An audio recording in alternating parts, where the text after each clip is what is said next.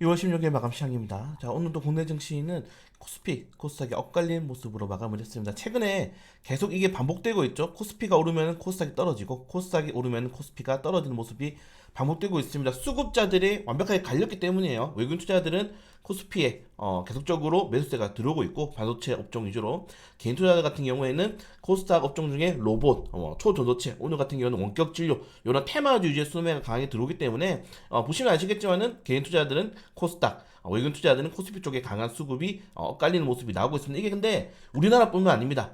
네, 미국의 한 달 동안의 업종 상승률인데, 자, 보시면은 예전처럼 빅테크 업종만 막 100%씩 올라가지 않죠. 금융주도 올라가고, 뭐 소비재도 올라가고, 이 제약 타이어도 올라가고 에너지도 올라가고 이런 식으로 수급이 전체적으로 분산이 되고 있는 모습이 현재 나오고 있는 시장이 글로벌적으로 보여주고 있다. 그 이유는 간단합니다.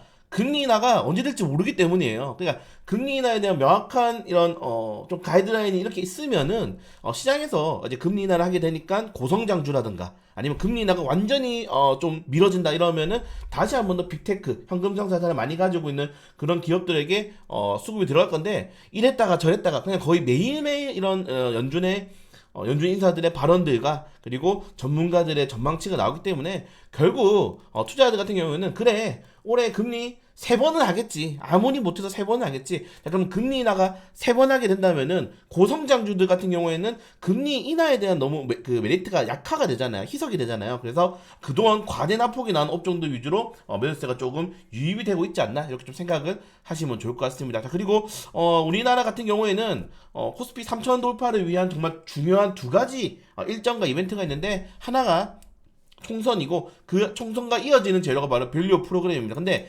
총선은 일정이 완벽하죠. 이제 그 후보자들이 TV에 나와서 공약을 이야기하고 토론을 하면 그때부터 진짜 시작이에요. 아직은 테마주가 움직일 때가 아닙니다. 그때부터 진짜 시작이고, 자, 중요한 거는 이 밸류 프로그램이 일정이 나왔습니다. 드디어. 네, 일정이 26일 날 나왔기 때문에 이 26일 전후로 과연 실제로 밸류 프로그램을 정말 펼쳤을 때 일본 같은 경우에는 그걸 진짜 장기적인 준비를 통해서 기업들의 밸류를 올리기 위한 정책을 준비했고 우리가 일본 것들을 좀 따라한다고 어떻게 보면 했기 때문에 그 좋은 것들만 흡수하고 좀 안 좋은 것들은 우리나라 시장에 바꾸고 이렇게 돼서 굉장히 좋은 밸류 프로그램이 나오게 되면은 제 생각에는 코스피 3천 찍을 것 같아요.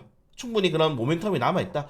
개인 투자들도 예탁금이 계속 늘어나고 있죠. 기대감을 가지고 있는 겁니다. 다만 오늘 외국인 투자들 같은 경우에는 이 PBR 정책에 대한 기대감으로 인해서 어떤 것만 샀다? 네, 금융주들, 증권, 보험, 네, 은행 요 업종들이 샀는데 요 업종들의 공통점은 외국인 투자자의 비중이 40% 이상 되는 주식들이다 이렇게 좀 보시면 될 것 같고요. 네, 그걸 제외하고는 사실 뭐 큰 악재도 없고 호재도 없고 오늘 금요일 시장을 앞두고 어느 정도 쉬어가는 시장이지 않았나 이렇게 생각이 됩니다. 다만 최근에 여러분들 초전도체라든가 원격진료라든가 로봇이라든가 리튬이라든가 특정 종목이 엄청나게 강세가 나오고 있죠. 근데 그 업종 강세가 여러분들 호재로 올라가는 건가요? 실적이 잘 나왔나요? 모멘텀이 좋나요? 그냥 수급으로 밀어붙이는 겁니다. 특히 2차전지 리튬 같은 경우에는 제가 계속 말씀드리고 있죠. 하이드로 리튬, 엔캠, 광무, 중화 첨단 소재, 동화기업 이런 것들은 전환사채 세력들이에요. 걔들이 그 업종들을 돌리면서 올리는 겁니다. 그렇기 때문에 한 번 잘못 들어가면은 정말 큰일 날 수 있기 때문에 여러분들 매매를 하시는 거는 제가 말리진 않아요. 세력주가 나쁜 게 아니니까. 근데 짧게 보셔라.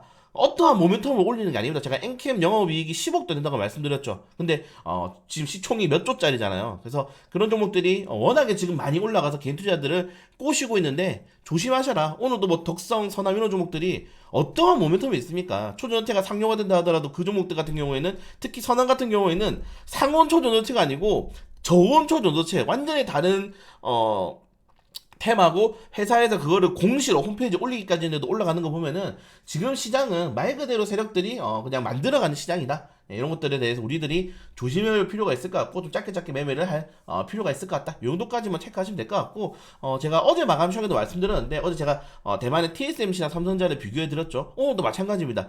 삼성전자가 72,000원 구간대를 빠르게 박스권을 탈출하지 못하면은 절대 지수가 올라가지 못해요. 그러니까 지금 이재용 회장님이 결단을 못 내리고 있어요. 사실 우리 모두가 기대했죠. 사법 리스크가 해제가 되면서 해소가 되면서 어느 정도 정말 M&A라든가 아니면 추가적인 투자를 진행한다 이런 거 기대를 했는데 그게 나오고 있지 않습니다.